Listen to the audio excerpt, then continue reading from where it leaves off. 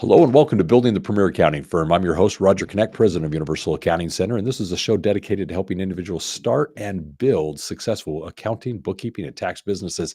It's here that we actually talk to the experts and get the insights that we need in order to offer quality accounting services, ranging from topics that consider marketing, selling, pricing, staff training, tech stacks, just a variety of things that you need to consider as you're working on your business.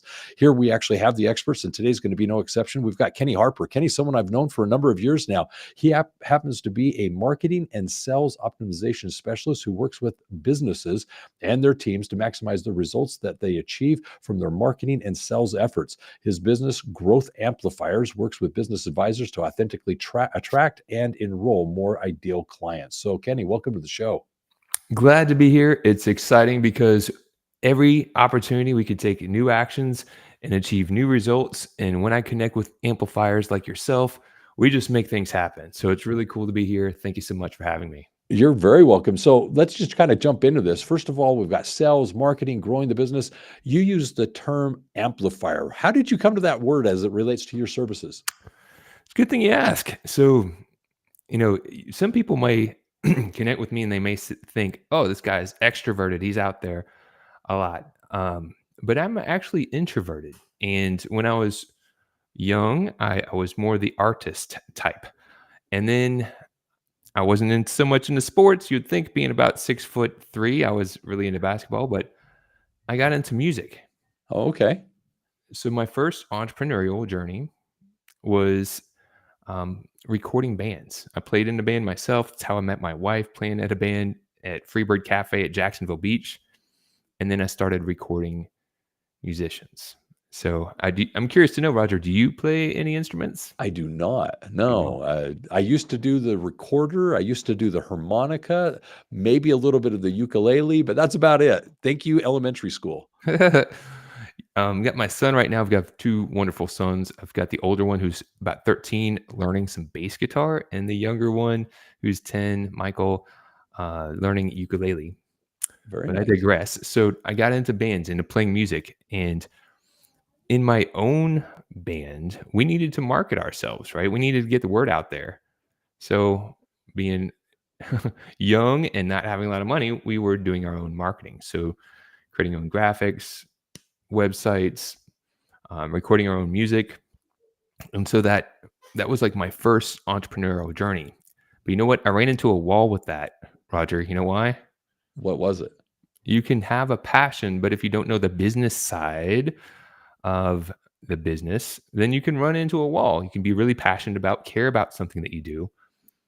But if you're missing some parts, some ingredients, you can fall flat. And that's what happened with my first passion. We just weren't making the money to make it sustainable. Yeah. I didn't know what I didn't know. So how does that come into amplifying? Well, that part of my journey really stuck with me. Just being creative, being in music, being on a stage, connecting with other people. Really love that part. So when I created my first business, Rock My Image, we played with the rock theme. And starting out about 10 years ago, it was more focused on personal branding, right? There's Yeah. a lot in a name. You want to rock someone's image. You're wanting to help them look like the rock star professional, help them attract their audience. But over time, my career grew. I started taking other classes. Universal Accounting has awesome classes. People learn, they grow. And when you learn and grow, sometimes you adapt. And now, more as a marketing advisor and growth coach, Rock My Image is no longer a fitting name. So hence the name Growth Amplifiers, because helping people grow. And I believe that a lot of the people that are tuned in have a passion that's really important to them. They got started in their business because they had wanted to make a difference. They knew they had a skill set. But if they don't know how to turn up the volume, if they're not being able to amplify it, then they'll have limited reach, limited impact. So I'm looking to connect with those that have the attitude, expertise, and drive, and they want to put out their message to their ideal customers and amplify their impact. So it's all about just being the best that you can be and turning on what you do great. I believe everyone has those unique skills. I'm really liking your explanation of this because knowing the amplifier doesn't do the music. It's not the guitarist, it's not the various instruments that it's amplifying. So clearly what you're doing as a business is you're taking what someone does well and you're amplifying it. You're extending how it's reaching out there. So I like your illustration of what it is you're doing for the clients that you service. So that brings me to the question of marketing and sales. That's obviously what you focus on, helping them get and attract their ideal clients. So I'm curious, let's start with the definitions. What's the difference between marketing versus sales in your mind? Well, this is a big topic that a lot of people, no offense to anyone in accounting, because some of my best friends, contacts, and colleagues are in the accounting profession. But I've also know that there's some tendencies to have misframing of what marketing and sales are. So, for instance, when people hear marketing, a lot of the times what comes to their mind is advertising. They think like running ads, Okay. whether it's paid ads online or traditional ads, TV, radio, whatever, usually paid ads, that's what they're thinking about. But marketing is more than that. I was at a conference and there was a gentleman there that's like, I don't need to market my business. I'm like, what are you doing right now, sir? He's out there marketing. He's network marketing. Marketing is getting your message of the value that you provide in front of your ideal customers. People have challenges, they have pains, they have things that they don't want. And your job is simply to share that, hey, if you have these challenges and pains, I have a solution that can help rid those and get you to where you want to go. It's getting your marketing message in front of your ideal customers, marketing. And that can happen with advertising. It could happen with network marketing. It can happen with connecting with your ideal customers, your current customers. So many different ways it can happen. And it's broader than just advertising. Well, I first of all appreciate that explanation because I think that is important for my listeners to understand because you're right.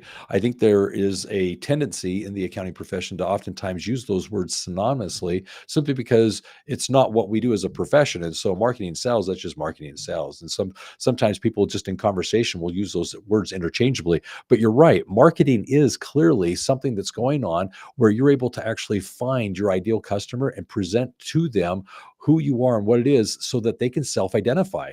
Oh, this is something that resonates with me. This is something that interests me. And the hope is with the marketing is that you're going to get their contact information. If you can somehow leave from your marketing efforts with the name, phone number, email of that potential customer, then you're now able to transition into that sales cycle. You're able to move them from the marketing phase of I'm trying to find you to I've now identified you, you self-identified, I know who you are, and I'm now able to now work you towards getting the sale, getting the engagement. But the marketing, so often what happens is people just struggle. Who's my ideal customer? How do I find where they are? How do I actually market in a way to actually be in front of them? And it's the network marketing, it's the advertising, it's the social media. It's just a variety of things that you can do to actually put yourself in front of that ideal customer, especially once you already know who they are. So let's now move to the sales. What would you define sales as?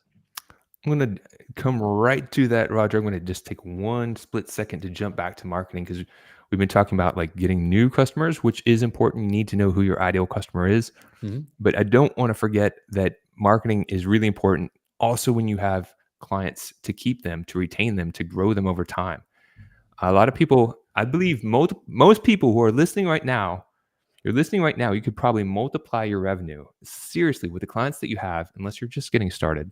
But most companies that have been around for a bit could probably multiply the revenue of the clients that they currently have if they did a better job of communicating the value that they could provide them. And the myth that we all fall for is, well, if my clients need it, they'd ask for it. Roger, I know you know the answer to this. Why is that such a myth?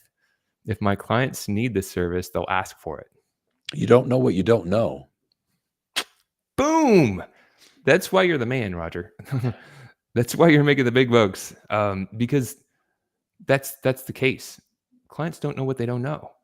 There's a lot of people out there that you may be serving. Maybe you're doing a couple things for them, but they have other things that you could help them with, but they're not asking you for that because they don't even know they have a challenge there. So by asking better questions and marketing how you can help them better, you're not pushing things on them. You're inviting them to new opportunities, which is a perfect transition to go into the sales discussion. So what So, is sales? so sales. This is another thing that we can frame wrong. Roger, have you ever bought a car in your lifetime? Oh, yes. One too many. Have you ever had a bad car buying experience? Yes. Ugh, I would love just to hear yours and see if you can beat me on mine. Oh, no, no, no. I'm sure you've got a doozy. Mine basically just boils down to I don't know that I ever get what I would ultimately want. It's the lemon that I walk away with. And so it's just luck of the draw, I guess. But the buying experience, yeah, it's just uncomfortable. It's that whole idea of, am I asking the right questions? The whole experience is somewhat intimidating as you go from the salesperson to the finance individual that's going to try and upsell you on the insurances and try and get you to buy the add-ons of this and that. So yeah, it's just never really good. They talk about the gap insurance. So it's just a lot of decisions that you didn't realize you have to make when you're making that purchase.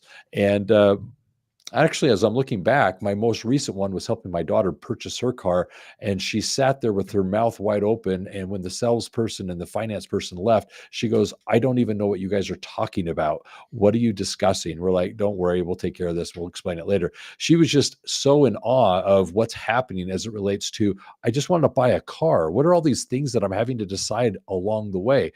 Either I'm going to get the car or I'm not. And it was just so much more intimidating to realize all the other things that had to be decided. But anyways, that's just my side. I'm wanting to hear your story. It I'm I'm just I feel bad for some of the car salespeople because they get a bad rep too. Oh, they do. Um, and I'm talking about a lot of different things. And at the end of this recording, there will be a QR code where you can download this advisor's playbook. It has some of these takeaways and things that you could put into action to achieve new actions and achieve new results.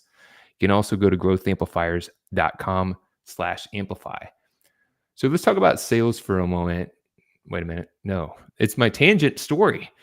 I'll keep it quick. So first time buying my car, a new car, I had saved up the money and I bought my car in cash. I haggled such the best deal and then made it even better when I said I've got all cash. It was a great experience. I thought I was the king at buying cars. I thought I was amazing. Then a few years later, I go with my fiance at the time, who's now my wife. We talk to a guy. I tell him my terms, what we needed, what our budget was. We got to the price point that we wanted. We shook hands. We went through all the back and forth with all the different people. And then at the very end, after being there all flipping day long, Oh, yeah. we're signing the paperwork and the prices are completely different than what we shook hands on. And I felt violated. I really did. I really felt taken advantage of. And I was ready to walk, but my wife, who's now my wife, at the time we were just engaged, she was so over it and just ready to move forward. She's like, "Let's just do it." And I was like, "Argh." And that messed with me for weeks. I just taken advantage of her. And I'm bringing that story up because we have those bad experiences when people made us feel bad in sales. Uh-huh. And I'm not a fan of it. I, I completely say don't push your agenda on other people. It'll push them away. It'll make you feel salesy. That's not what we want to do. So what do? We've got to reframe what sales is. When we were talking about marketing, we said the important part about marketing is getting your message in front of your market.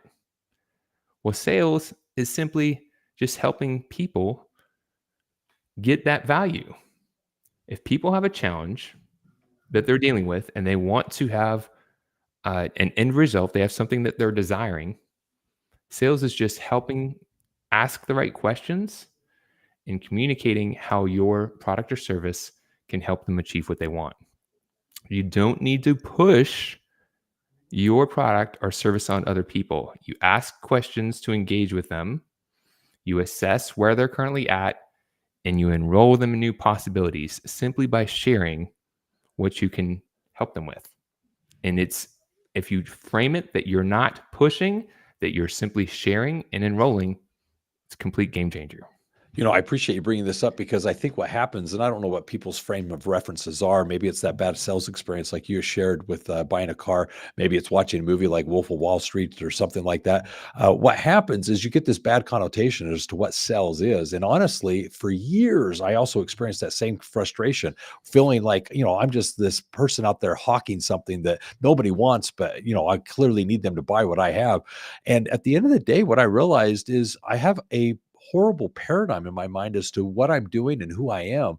And in that process, I went through some sales training and I experienced something that was very revolutionary to me. It really helped me see exactly what you just shared. Sales is nothing more than two grown adults who are in a situation where one has a need or an opportunity that they need addressed. And what you're doing as an expert is you're coming in and as a peer, business owner to business owner, you're saying, here's what I feel we could do to address your situation and improve what's happening, whether it's removing the pain or improving the opportunity. And all of a sudden, what happens is it's a collaboration. It's two grown adults, peer to peer, business owner to business owner, saying, here's the situation and how I feel we can actually move from here to a better place. And all of a sudden, what's happening is you're sharing, like you pointed out, what the options are, and you're coming to a consensus as to what the best path forward is. There's nothing dirty or slimy about that. There's nothing to be embarrassed by. At the end of the day, it's something that you can be proud of because now they hopefully are either relieved because they have a solution to help them address what they're dealing with, or they're excited about the opportunity that's now at hand because of your coming on. Whether it's the relief or the excitement, that's a far better feeling that they're going to be leaving with because of the interactions that they've had with you. And if you've done your sales properly, it's an easy process. It's not slimy. And that's one of the things that I think is very important to realize as an accounting profession is we don't have to be uncomfortable as we talk about the services we provide. So I appreciate what you're talking about. So let's talk about this a little bit more. You talk about share. Tell me what that word means to you. I'll give you a little story. Uh, there was a woman I worked with. She had a CPA firm. Her name's Gina, and she had been in business for about 10 years. But she was getting a little worn out because she had a lot of customers that weren't ideal. Those kind of C and D customers, Okay. and they weren't bad people. When we're ranking clients or customers, we're not ranking the people. It's kind of like, are they paying on time? Are they profitable? Those sort of things. And what when asking her questions, because I realized I could help her out, and I knew that I could probably be an advisor and be a guide, work with her. And so I knew that, but my intention wasn't, let me push my sale on her, right? My intention is, I know that I can help her because I see she has a challenge that she's communicated to me. She's frustrated. She's stretched out. So I said, tell me about your sales process. She's like, oh, I'm really good with it. When people come in, they tell me what they want and I'll give them a quote and then I'll write it up for them. And usually I'm a bit cheaper than the competitors. So I was like, okay. All right, Gina, let's just look at, you're a CPA who's been in business for 10 years. You can help with a lot of different things. You can help with tax, right? You do tax planning as well. You can help be more of a business advisor, right? You do exit planning too, right? It's like, yes. Like, do you share that in the initial meeting? Do you ask questions about these other areas and then share that you can help them and just present it and let them know? No, because they were not asking about that. They just needed their taxes filed. I said, but do you believe that those services, if you provided them, would be beneficial? Yes, I think they would be beneficial. They would definitely help them. A lot of people need these things, but they're not asking for them. I said, well, let's do your customers a favor and let's do you a favor. Let's change how you're engaging and asking up front what their challenges are. Goes to what your question is, Roger. I like to take the scenic route sometimes. All right. Let's share the bigger picture and the value that you can provide. And when you're sharing because you care. You're not pushing. You're not trying to sell this. You're not trying to push these services on people. You're just letting them know. If you don't let them know how you can help them, it's a disservice to both of you.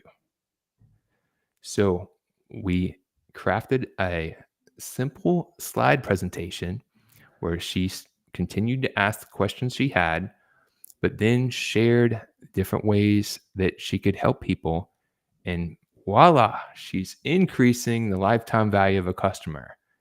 Not only did that help her have better customers, increase the lifetime value of a customer, that also helped create raving fans because she just wasn't checking the box and doing what people had asked. She was helping people really accomplish what was most important to them, providing more value, which led to more opportunity. So it's all about sharing.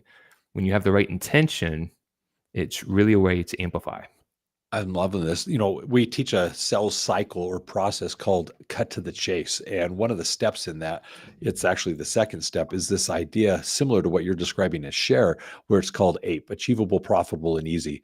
What we're trying to do is show to the client that here's what we do. And it's sharing, as you're explaining, how what we actually offer is meant to help you be achievable, profitable, and easy. It's you can achieve what you're trying to do so profitably. There's an ROI associated with what you're doing here. It's going to be financially worth your while, and it's easy. There's a process, a step that you can follow, and in implementing this, there's a turnkey element to it. So if you're able to, with your clients, communicate, share with them that what you're discussing is something that they can implement in their business successfully, see it achievable, we can address your situation. It's profitable. It's going to be worth your while financially, and it's easy. There's a process to this whole thing. It resonates. It's like, okay, I'm talking to the right person. This is who I need to be talking to. Clearly, they can help me resolve the problem I'm experiencing, or more importantly, help me achieve the opportunity that I'm trying to accomplish here. This is awesome. So I like how you're talking about share. So I'm curious, when it comes to results, there's a customer value journey that I know clients go through, and we need to respect as we're selling that there is a journey they're experiencing. What would you say as to why we should care about that journey? Ultimately, right? Business is between people. It's between people. And it's about relationships. Now, have you ever been single, Roger? Well, yeah, I was single. I've actually been married longer than I've been single at this point. But yes, there was at one point a time that I was single. Yes. So you can recall back to that time period. If you were out and about, whether it was you were doing the bar thing like I was, and managed to find a wife who I have 2 kids with, and it's been almost 15, 18 years. I guess depends on dating and married, right? um, when you were out, whether it was the bar or the grocery store, the library, meeting people, if you were too quick to bust a move and be like, "Hi, do you want to go to the Poconos this weekend? Do you want to get married?" What would happen? Oh, instant rejection. That's pushing, that's jumping stages, which is not as common in this profession. However, on the flip side, if you were just to go there and just look at someone and stare at them and smile and say, "Nice to meet you," and that was all you did, what tends to happen? It stalls. Nothing happens. You leave and nothing actually changes. There's your yeah, right? So you maybe met the person of your dreams, but if you don't connect with them, if you don't get their contact information, then they're like you mentioned at the beginning of the session, you may be missing an opportunity to move that relationship forward. But relationships take time. First, people need to see and be aware that you're there. That's why you need to have a marketing message, get it in front of people. But then once you have their attention, you need to engage with them. This is usually with dialogue in person if you're dating, but online it's with content.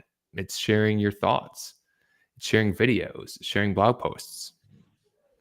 And when you do get someone's attention, you ask for their phone number so that you can text them or call them. Or sometimes online, you ask for the email address so you can email them and continue that conversation. So the journey takes stages to move the relationship forward. If you get someone's contact information, you want to continue to provide value and eventually ask them out on a date. In business, that could be inviting them to an event, could be having them schedule a demo or do a consultation. And that needs to go well so that people will continue moving forward. Just like if you went out on a date, that date needs to go well to take that relationship wherever it's going to go, depending on your lifestyle. So So so what I'd like to do is transition from this then into something that I think you're actually focusing on, which is niche marketing. I know you're a fan of it, but there's obviously a lot of misunderstandings that sometimes occur with that. So how would kind of focusing on a particular industry or something as niche marketing apply to what it is you just shared? that's a good question because that is a big block for a lot of people. A lot of people get caught up, they're overthinking. I don't know who to niche on. I don't know who to niche my business with. Well, Yeah. here's the thing. You don't have to niche your whole business. You could, but you don't have to. But you should consider niching your marketing. And why is that?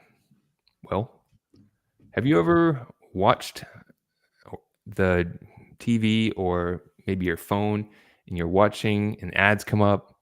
Well, if the ads aren't speaking to you, you're like, click, click, pass. You pass the ad. I'm saying click to pass through the ad. If the message isn't resonating with you, if it's not speaking your language, then you'll tune it out. We do that. However, can you remember a time when you had a challenge or you had something that you wanted and you heard that message at the right time in the right place? It was like they were speaking directly to you, right? Uh-huh. So if you really focus your message to a niche, it's going to speak in their language and it'll be more likely to resonate with them. And you can niche your marketing to make it more effective. So, for example, I had an advisor who had worked with a lot of different types of businesses, but they were struggling to get their marketing to work. And when you looked at their marketing, it's like we can help anybody who has these challenges, and they had a laundry list of challenges. What would you think the challenge is with that, Roger? If you're trying to say we can help everybody with pretty much anything. It means you're the master of none, and that really just shows you're a jack of all trades. So what we're trying to do here is not overwhelm the person to see, do you have what interests or matters to me? You're trying to say, at least in the niche marketing, you're wanting to say, I specifically know your situation. I know exactly what you're dealing with. I know your vocabulary. And all of a sudden that resonates with the individual to say, okay, I think this person knows me more than just a generic, everyday client. Yes, you can get much better results with niche marketing just by saying there's an accountant that I work with who worked with a lot of different people in construction, people in services industry. They had e-commerce, but we said, what's one that you would like to grow? What's an industry, a niche that you would like to grow? They said construction. I said, well, why don't we create a marketing message that speaks to construction owners? What are some of their biggest challenges? It's like projecting their costs for their projects. What if we created a campaign that spoke to construction workers and tackle their biggest challenge? Do you think that would have more impact than just saying, hey, we can offer all these different services? Yes. Well, then let's do that. Let's understand where we want to grow. And if you don't know, if you're overanalyzing it, just think, who do you like working with? Who do you have a good record with? That's You right. don't have to get engaged and stick with that niche forever, but you can run a campaign and be effective when you're making your message really resonate with who you're talking to and meet to their needs and speak in their language. I'm loving this because having had so much experience working with accounting professionals like you, I've seen this happen time and time again. Generally, they start taking on any and every client because they're just interested in getting the work. But there does come a time when you start to realize I enjoy working with this type of client better, not only just the industry, but also the type of business owner. And all of a sudden, once you get that clarity, you're willing to say, you know what, I think I can refine my messaging to resonate with that type of person. And so all of a sudden, I've got individuals that have experience in daycare providing. And so they want to focus on providing bookkeeping and accounting tax services to daycare providers. Well, I can definitely tell you that their website, their marketing materials, it all resonates with that person that works with children all the time. And all of a sudden, they really take that closing rate of getting people that want their services, that are interested in them, working with them because they feel understood, the vocabulary makes sense. All of a sudden, it's not that difficult sell of me convincing them that I have something that's of interest. They're like, I need to work with you because I think you understand me. And so it almost can flip that whole sales experience simply because of the fact that they want to work with you. And that's what you're trying to accomplish there. So I'm curious, you talked about the mental blocks. Is that part of the niche marketing? That could be a block right there. There's blocks in those three things, right? Niching is one of them. I know I had that for the longest time because it's counterintuitive. I have a background where I started my business. I could say I could help all different types of businesses, worked with a lot of local businesses, and still can provide value to a lot of different types of businesses. However, I realized around the time of the pandemic that one of the best types of businesses that I could help were the accountants and CPAs, the tax planners, the CFOs, because a lot of them had untapped opportunity. They're trying to do marketing, maybe they're using AI, maybe they have an internal team, maybe they've hired a marketing agency, but they don't have somebody who's looking for the gaps. They don't have somebody who's looking to optimize and make things run smoother, usually that has detailed experience.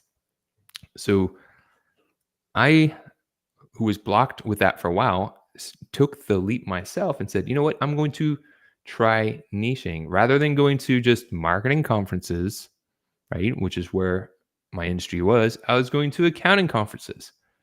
And so I went to Scaling New Heights. A couple years later, I'm speaking at Scaling New Heights. I've had the opportunity to attend ProfitCon with Mike McAllowitz. I've had the opportunity to GrowCon, right? With Universal Accounting, with Roger Connect, who's one of the most sharp professionals out there when it comes to helping accountants and bookkeepers grow and scale their business. Thank you. Thank you, man. You are really a true inspirational person, and I appreciate the value that you provide to the community. It's awesome. And by niching and connecting with people, it turned into a big opportunity because now rather than being perceived as a jack of all trades, now when it's whether it's bookkeepers or accountants or CPAs that are maybe doing something now, but they're like, we can't see the blind spots. We can't see our gaps. The reputation is growing of this is a guy to call.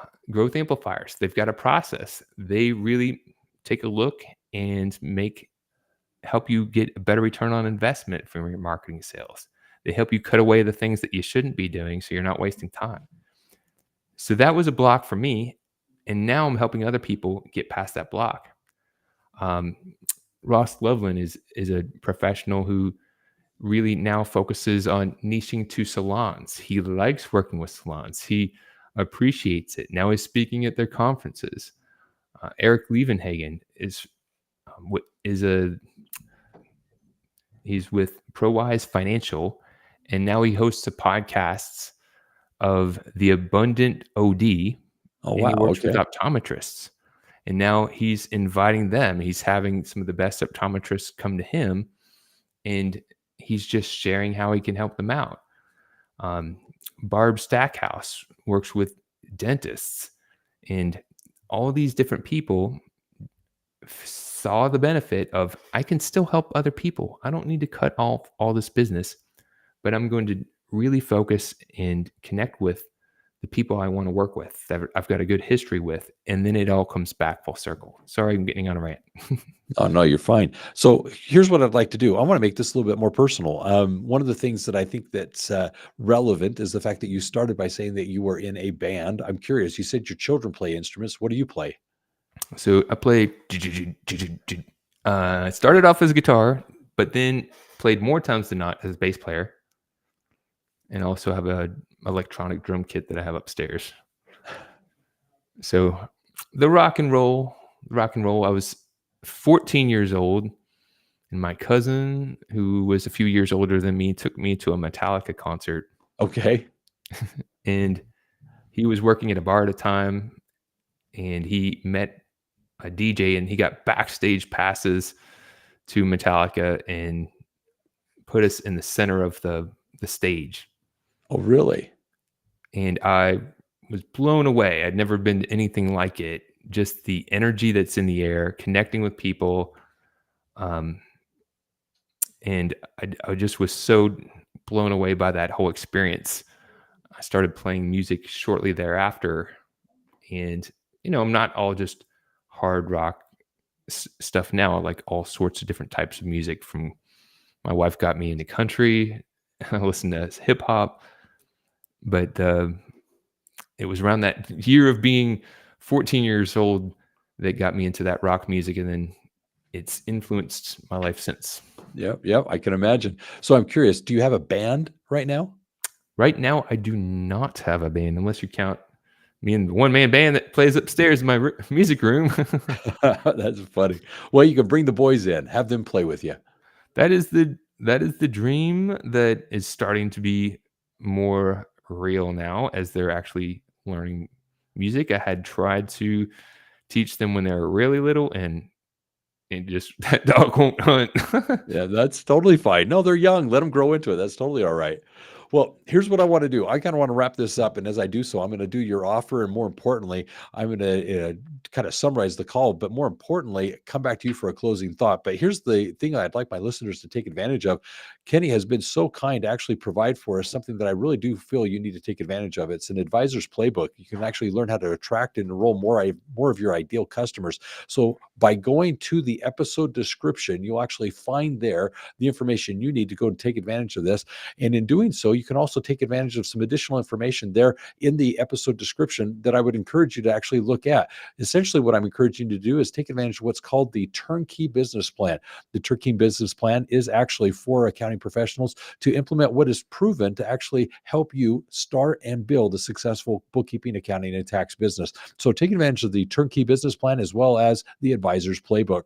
Now, as for a summary of the conversation today, I think one of the things that's very nice is just recognizing the difference that exists between marketing and sales. And I think if we actually understand the distinction between the two, we're able to then become more effective at both. One of the things that I think is very important to recognize is, where are our ideal clients and what can we do to market effectively to them so that they can self-identify and basically raise their hands and indicate, yes, I am someone that could benefit from your services. But then as they evolve into the sales, it's basically helping us understand that we can be more effective in helping the client understand what it is we do and how they can benefit. So I really appreciated the conversation where Kenny was explaining that there is that share component. It's the idea of what can we do to actually comfortably introduce our services, because oftentimes even our own clients don't know what we do. And so they don't know what we do as a full service. And all of a sudden at the same time, things that they may be paying for could be complemented by what we're also offering. So they don't know what they don't know. Now, the other thing that was also helpful with this whole discussion was the idea of understanding that with the services that we offer, we can also niche our services and become really specialized in our messaging so that we can more effectively communicate what it is we do and how it is our customers can benefit from our services. Those were some of the things that really did stand out to me, because I feel that what we're talking about today really resonates there in that space. Now, as it relates to the customer's journey, I think we do need to care what it is they're experiencing as they're being exposed to our social media, whether it's being exposed on our website or in the marketing that we're doing. What is that continual interaction that they're experiencing as they're hearing from us, listening to us? What they're doing is kind of watching and observing so that they can learn and understand how it is they could benefit from what we do. So all of this is meant to actually bring them to that contact, that interaction where we're able to ask for the business. And that's where his illustration of the story of meeting somebody and going straight to the question of, will you marry me, I think resonates. It's the idea of saying, no, you have to actually take them on a journey and help them educate and become interested and comfortable with you. And then you ask for that meeting, that demo, that opportunity to speak. And then from there, the business. And that journey, I think, was illustrated in that storyline. Now, all that being said, I think those are some of the highlights, but it was nice to actually get the personal side of Kenny as well, to kind of hear about his business and learn how he came to the name of Amplify. That is truly what he does as he works with clients, is basically helping each of us take what we do so well and amplify it to our messaging, helping our clients or potential customers better understand what it is that we do. So Kenny, what would you like to leave as a final thought to all of that? So thank you, Roger. A very wonderful summary.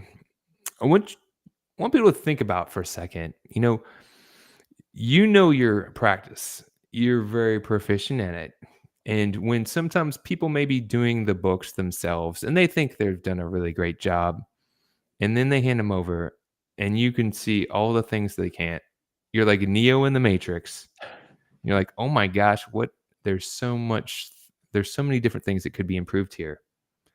And that's the eyes that me and my team aim to provide other advisors out there. We are looking to connect and be amplifiers in your world.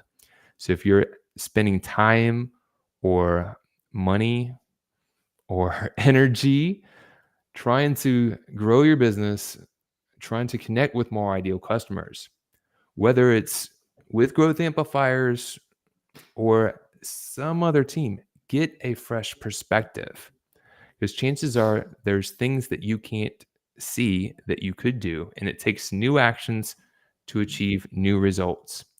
I'm really big fan of having a guide behind you. Roger and his team are amazing. It's very helpful to have a guide, a program, a framework, but also someone to help see your blind spot, someone that has you to help make sure that you're checking the box and moving things forward, sometimes helping you cross paths that you can't on your own. So I want you to feel inspired to take new actions. If you haven't done so already, don't procrastinate. Get your free playbook. It has some actionable things that are guaranteed to help you improve your business. It says it's advisors, but if you're an accountant or a bookkeeper, you're an advisor. If you didn't know that, you advise people on things that they could do to better their business. So be inspired, take new actions, be the amplifier that you were born to be. Thank you very much. Kenny, you're awesome. I think that was wonderful. So here's what we're going to do to wrap this up. First and foremost, if you haven't already subscribed, definitely subscribe to the podcast. Love to have you here each and every week as we interview the experts, finding out from them what things we can do to actually build the premier accounting firm in the area. So set your reminders, get those notifications, and more importantly, subscribe, obviously, to the podcast. In addition to that, I want to invite you to go to universalaccounting.com. There you can find additional free resources to assist you as you're working to build your business. There you'll find the things that you're needing, such as free ebooks, courses, white papers, and a variety of other things to essentially help you in this journey of starting and building a successful bookkeeping, accounting, and tax business. In addition, you can go to the episode description and find additional resources there. Now, on the website, universalaccounting.com, take advantage in the navigation of as well of the podcast section. It's there that we've actually collected a number of highlight reels. These are basically playlists that you can go binge listen to, hearing from the experts the various things that are applicable to your current situation, such as marketing, selling, pricing, tech stack, basically looking at onboarding clients effectively, retaining your clients, perhaps even mental health. Go there, see what we've put together as a playlist for you to binge listen to, and dive into the things that matter most in your business today. As it relates to your business, I also want to invite you to GrowCon. GrowCon is an annual conference for the owners of bookkeeping, accounting, and tax businesses. It is a conference you do not want to miss. It's here where we get together and as peers interact with one another, collaborate. We're able to work on things as it relates to our clients, but more importantly, hear what's working for everyone else. And in doing so, be inspired as to what we can take back to the office and do in our business to build the premier accounting firm in your area.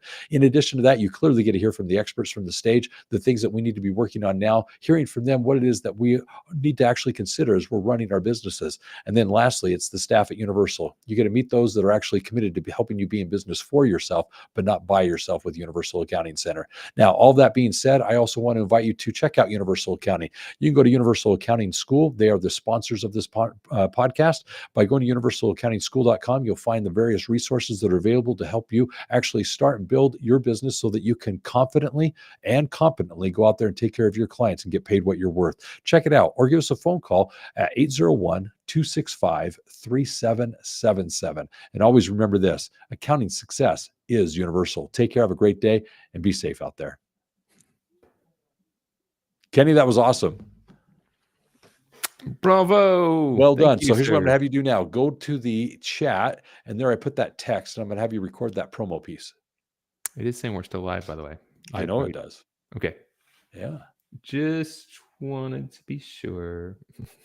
Yep. I was getting ready to Somebody pick my gets to nose. watch us film this. All right.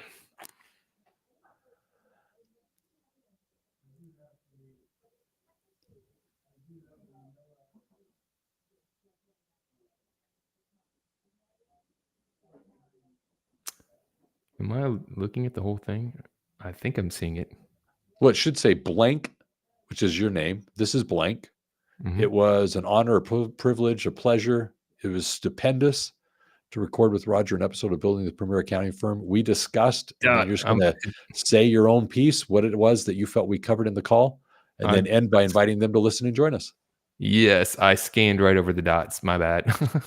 I was like, my cursor was right over that spot. Looks like we're missing something. All right. And we're on. Let's roll the tape. Hi there. This is Kenny Harper with Growth Amplifiers, and it was an awesome experience to connect with the one and only Roger Connect of Universal Accounting.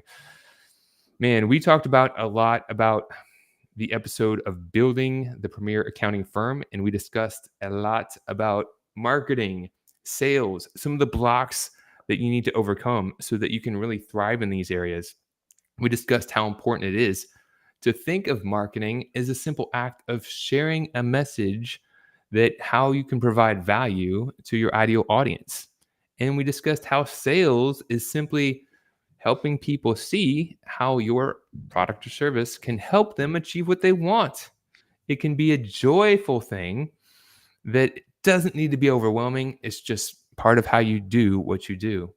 We discussed how important it is to put that message out there to amplify your impact and achieve your full potential.